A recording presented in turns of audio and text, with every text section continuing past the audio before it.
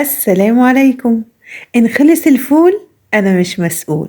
تعالوا هنعمل النهاردة طريقة فول سحور رمضان. كل سنة وانتم طيبين وبعود الأيام، وإن شاء الله ربنا يبلغنا رمضان جميعا لا فاقدين ولا مفقودين بإذن الله. هندمس الفول بطريقة سهلة جدا وبسيطة، مش هنعمل بقى حاجات كده يعني خزعبلية. كل اللي معانا نص كيلو من الفول. الفول ده فول مستورد حلو جدا. انا جبت الكيلو ب55 جنيه، ده نص كيلو. تمام. ومعايا نص كوباية من العدس الأصفر، ومعايا كوباية من الجزر المبشور، ومعانا بصلاية ونص ليمونة ونص معلقة سكر. مقادير سهلة جدا وبسيطة ومفيش أسهل من كده.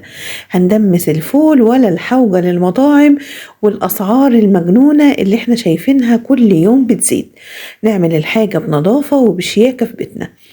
جبت نص كيلو الفول، طبعا نقيته كويس جدا، وهنضيف بقى عليه مية من الحنفية عادي جدا، وهنضيف نص ليمونة.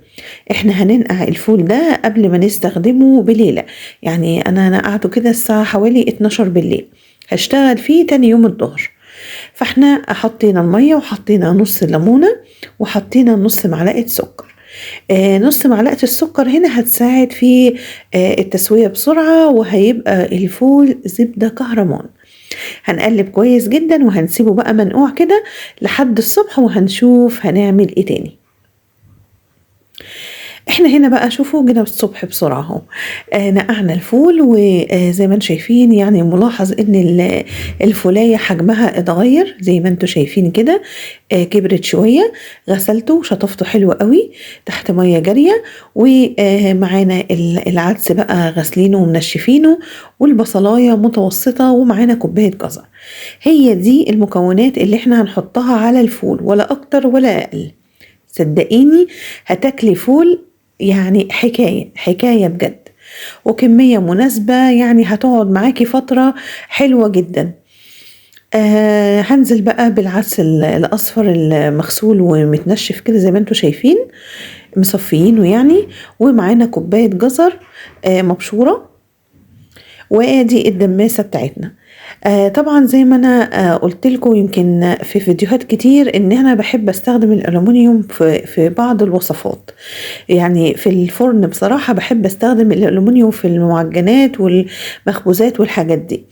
برضو الفول انا بحب اسويه في حاجة الومنيوم. طب انا ما عنديش دماسة، مفيش اي مشكلة، ممكن في حلة بس تكون محكمة الغلق، يعني الغطا بتاعها يكون محكوم عليها، هتبقى كويسة جدا، هتاخدي تسوية ممتازة. انا هنا نزلت خليط الفول والعدس والجزر وعليهم البصلاية. تمام. وهنزل بقى بكمية مية مغلية. شايفين البخار؟ شايفين ما شاء الله. هنغطي الفول بكمية وفيرة جدا من المية المغلية عشان ما احتاجش ان انا ازوده تاني اثناء التسوية.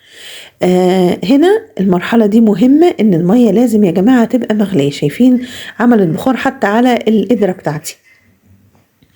هنا بقى انا حطيت بقية المية المغلية كده، حطيتها فوق القدرة، بحيث ان هي او الدماسة، بحيث ان هي لو انا احتجت مية مغلية اضيف عادي عليها. شايفين بقى بعد ساعة بالظبط من التسوية، شايفين الفول كهرمان يا ما شاء الله، ولا زودت مية ولا اي حاجة. انا بس اللبانة اللي كنت حطاها دي كانت عاملة زي كده ضغط كده للفوالة. شايفين لون الفول؟ شايفين جماله؟ تبارك الرحمن. بجد حاجة حلوة وخير وحاجة كده جميلة في بيتك. صدقيني مش هتندمي ان انتي عملتيه. هيبرد نحطه في اكياس ونحطه في الفريزر على قد الوجبة اللي احنا هنستخدمها. بجد حلو ولذيذ وريحته كانت قلب البيت حرفيا. عملنا مع بعض الفول الاسرع من كده كمان، هنسيب لكم اللينك ان شاء الله في صندوق الوصف. وادي طبق الفول بتاعنا من غير اي اضافات، لسه ما حطيناش عليه اي حاجة. شياكة وجمال وريحة وطعم تبارك الرحمن. كل سنة وانتم طيبين، ويا رب كده دايما نبقى مع بعض ورمضان كريم عليكم. هنا بقى كده بنجهز طبق كده بقى طحينة وزيت وليمون وكمون، وبصي بقى دلعي بقى أحلى طبق للسحور. يفرحوا بولادك ويفرحوا بحبايبك. كل سنة وانتم بألف صحة وخير. ولو عجبتكم الوصفة اوعوا تنسوني في اللايك والشير وسبسكرايب للقناة، واستنوني في فيديو جديد إن شاء الله.